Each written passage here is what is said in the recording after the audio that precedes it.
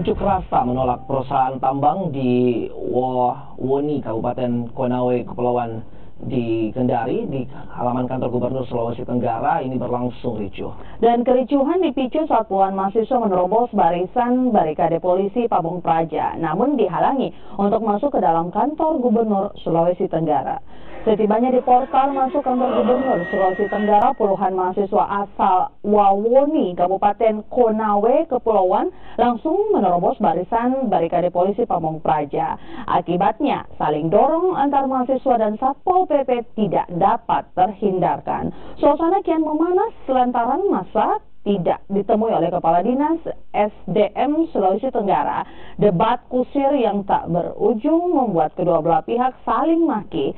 Kehadiran mahasiswa tidak lain untuk meminta Gubernur Sulawesi Tenggara segera mencabut izin usaha pertambangan yang ada di Kabupaten Konawe, Kepulauan.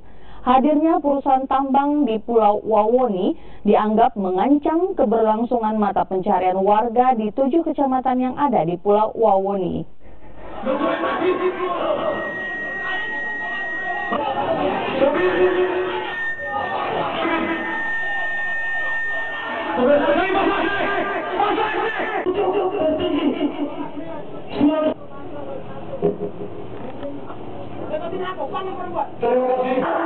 Jumlah izin usaha tambang